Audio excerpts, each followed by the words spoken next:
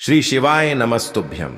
हर हर महादेव। दोस्तों, आप सभी लोग जानते हैं कि 21 मई 2025 यानी बुधवार को पड़ रही है ज्येष्ठ महीने की नवमी तिथि। और दोस्तों, ये वो तिथि है जो ज्येष्ठ महीने में पड़ने वाली सबसे बड़ी तिथि है, क्योंकि यह बुधवार के दिन पड़ रही है और इसका बहुत ही बड़ा और विशेष महत्व होता है।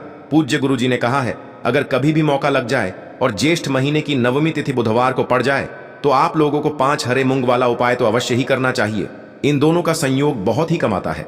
और दोस्तों, पूज्य गुरु जी ने अपनी शिव महापुराण की कथा में बताया है, इस दिन आपको 5 हरे मूंग के दाने वाला उपाय तो अवश्य ही करना चाहिए, क्योंकि ऐसा दिन पूरे साल में सिर्फ एक ही बार आता है। और दोस्तों, आप सभी लोग जानते हो कि बुधवार नवमी का अगर सबसे बड़ा कोई उपाय है तो वो 5 हरे मूंग के दाने वाला उपाय है। तो दोस्तों, इस बुधवार के दिन आप लोगों को इस 5 हरे मूंग वाले उपाय को जरूर करना है। बहुत सारे लोग होंगे जिन लोगों ने इस उपाय को न किया हो, मतलब पूरा साल निकल गया और उन्होंने किसी भी दिन इस 5 हरे मूंग वाले उपाय को न किया हो। पर दोस्तों, आपके पास एक आखिरी मौका बचा हुआ है जो कि 21 मई के दिन है।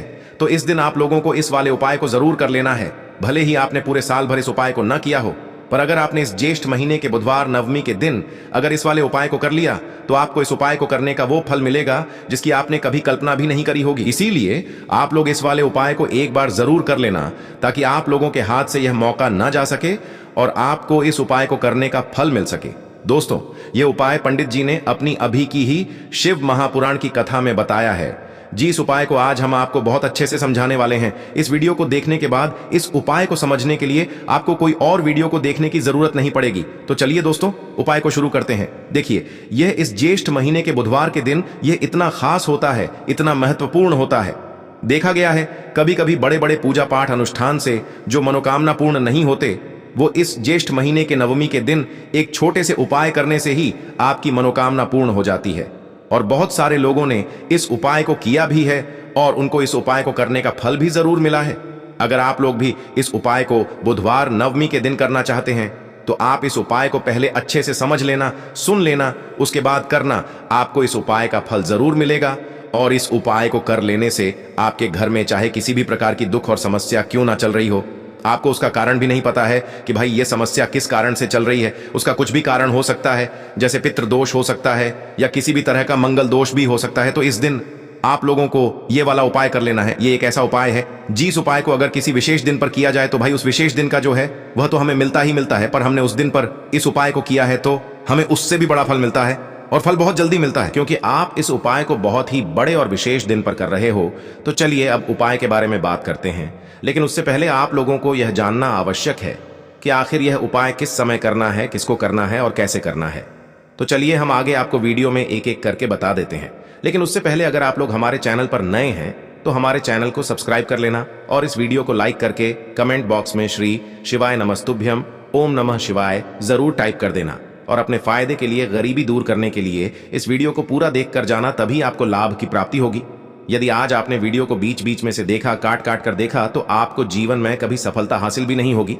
तो दोस्तों, इस 5 हरे मूंग वाले उपाय को हमें इस बुधवार नवमी के दिन कैसे करना है, किसको करना है, किस समय करना है और कहां पर करना है, ये सारे सवालों के जवाब आपको इस वीडियो में मिल जाएंगे। और जो ये वीडियो देखेगा भाई, उसको 5 हरे मूंग वाला उपाय जरूर करना चाहिए, क्योंकि इस दिन एक हरे मूंग का भी बहुत ही बड़ा और विशेष महत्व होता है। और जब बात आ जाए 5 हरे मूंग के दाने की, तो ये सोने पे सुहागा वाली बात हो जाती है और ये एक बहुत ही बड़ा उपाय हो जाता है इस बुधवार नवमी तिथि का। अब हम समझते हैं इस वाले उपाय को हमें करना किस समय है। इस 5 हरे मूंग वाले उपाय को हमें इस बुधवार नवमी के दिन करना किस समय है, तो देखिए, इस उपाय को करने का जो समय है वह सुबह का समय है और शाम का समय भी है। अब देखिए, यहां पर हम मुख्य रूप से सुबह का समय नहीं बोलेंगे, क्योंकि 21 मई बुधवार नवमी का दिन है और इस दिन प्रदोष काल के समय का बहुत महत्व होता है।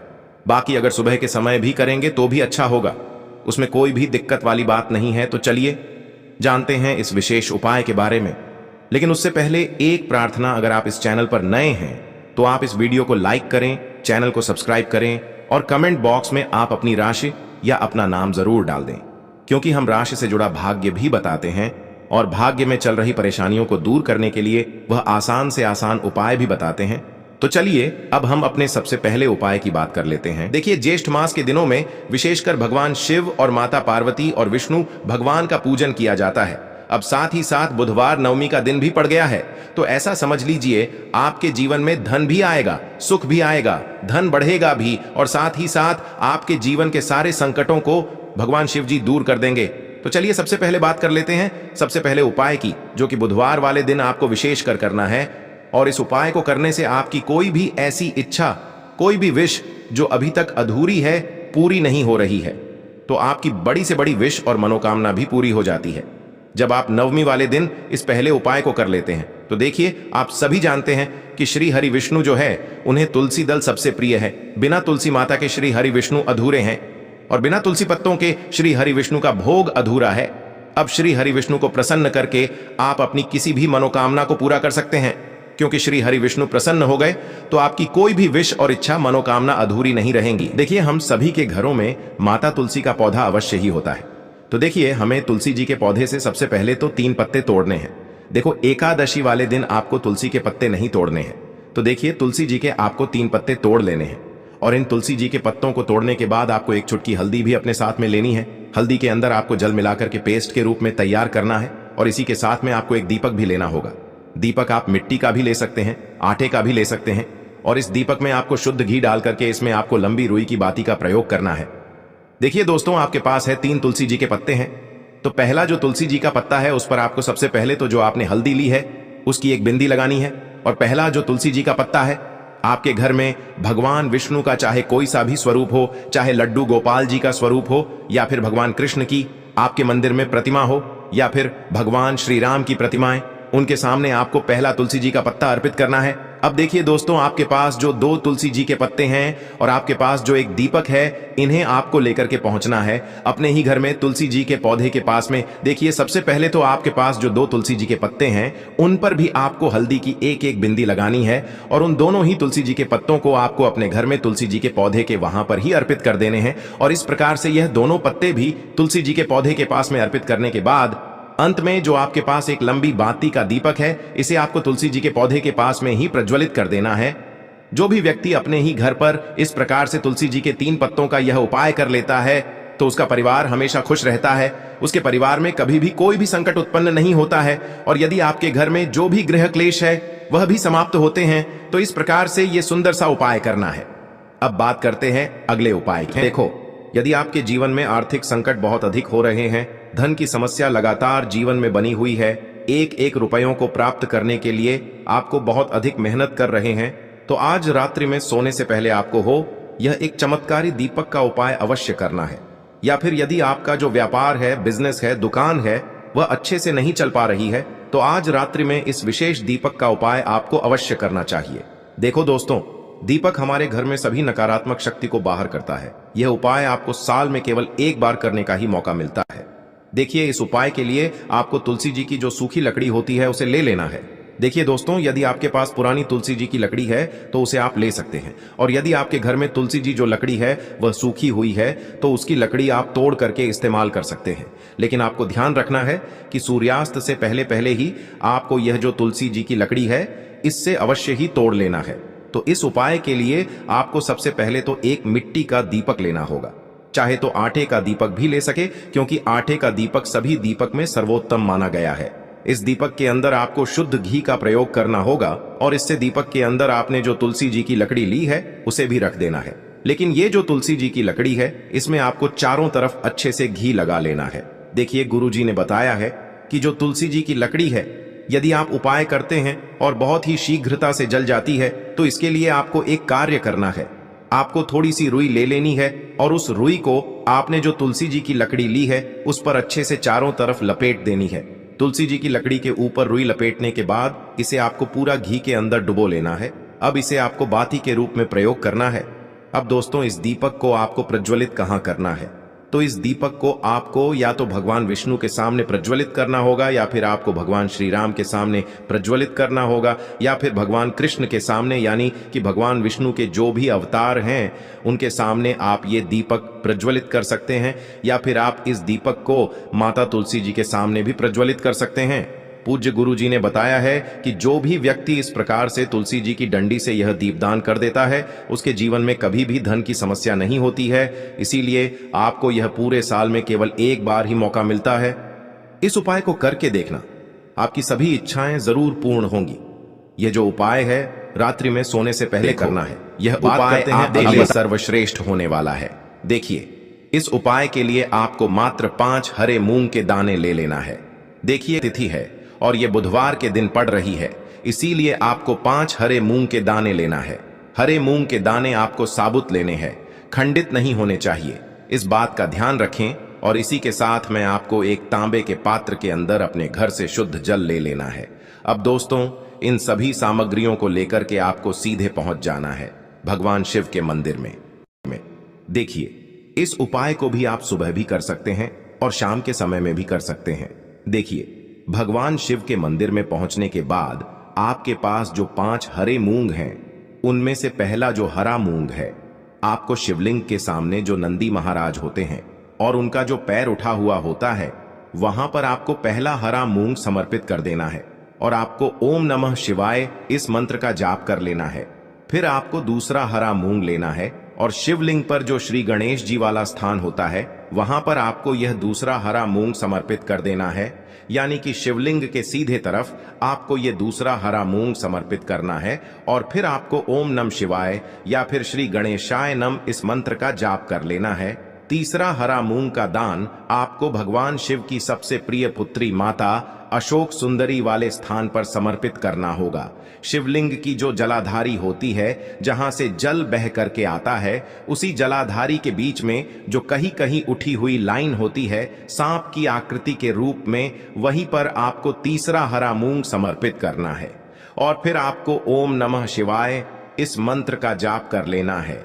अब दोस्तों, चौथा जो हरा मूंग है, उसे आपको भगवान कार्तिकेय जी का जो स्थान होता है शिवलिंग पर, वहां पर आपको ये चौथा हरा मूंग का दाना समर्पित कर देना है और आपको ओम नमः शिवाय इस मंत्र का जाप कर लेना है।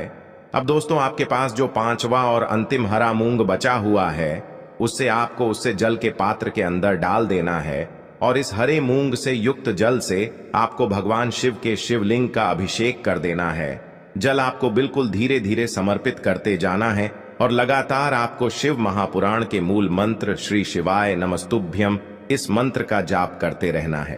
फिर आपको शिवलिंग के सामने बैठकर, यदि आप अपने बच्चों के लिए ये उपाय कर रहे हैं, यदि आप अपने बच्चों की बुद्धि, ज्ञान और विवेक के लिए उपाय कर रहे हैं, तो उसके लिए आपको प्रार्थना कर लेनी है। या फिर व्यापार में वृद्धि करने के लिए ये उपाय कर रहे हैं, तो उसकी कामना करते हुए आपको प्रार्थना कर लेनी है। या फिर अपनी नौकरी के लिए कर रहे हैं, या फिर अपने इंटरव्यू के लिए, या फिर धन की प्राप्ति के लिए कर रहे हैं, जिस भी कामना के लिए आप उपाय कर रहे हैं, उसे परिपूर्ण करने के लिए आपको महादेव से प्रार्थना कर लेनी है और फिर आपको वापस अपने घर आ जाना है।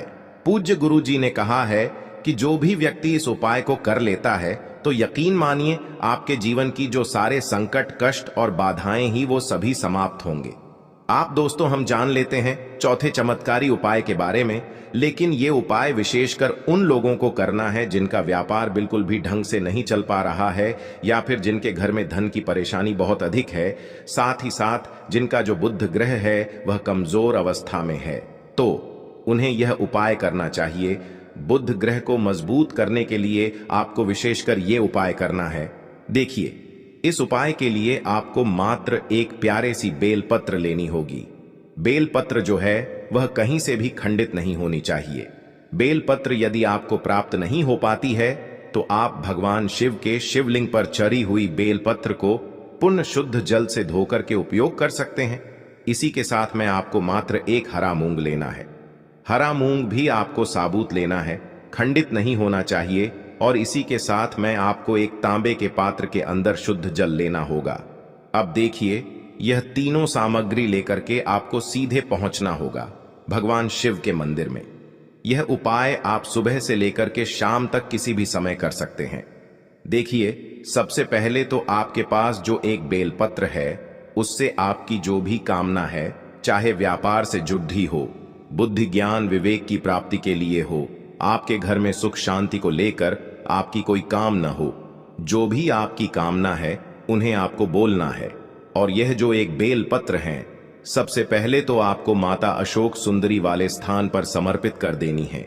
देखें, बेल पत्र की चिकनी साइड शिवलिंग से स्पर्श रहेंगी और इसकी जो डंडी है वो आपको जलाधारी की ओर रखनी है।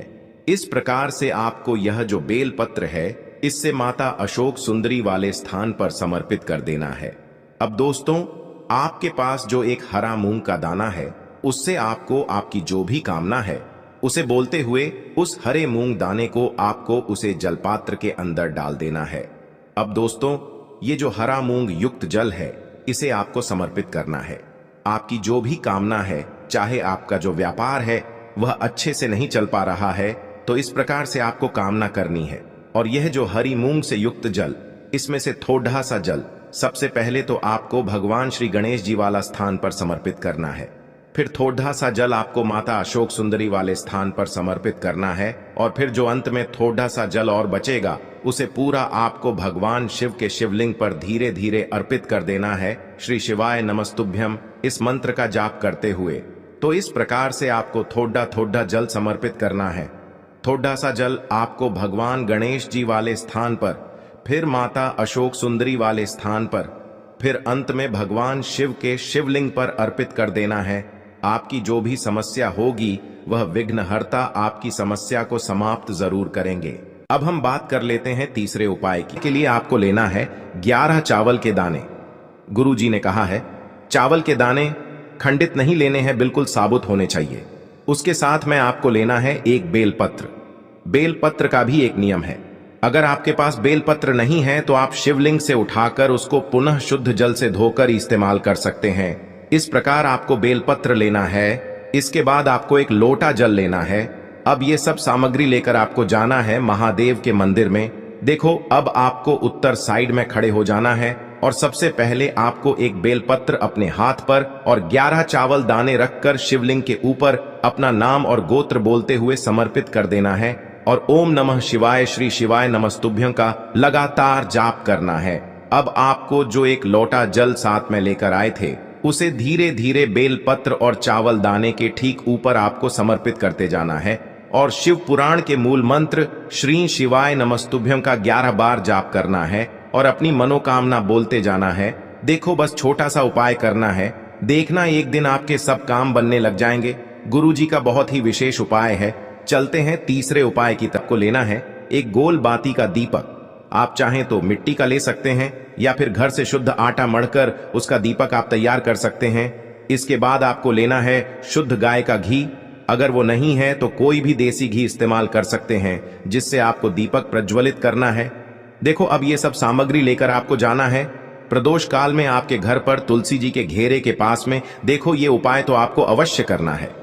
देखो, वहां पहुंचकर सबसे पहले वो दीपक आपको प्रज्वलित कर देना है और ओम नमो भगवते वासुदेवाय नमः का 11 बार जाप करना है। उसके बाद आपको अपने सीधे हाथ में थोड़ी हल्दी लेकर उस दीपक में अपना नाम और गोत्र बोलते हुए डाल देना है। उसके बाद माता लक्ष्मी से आपको प्रार्थना करना है कि हे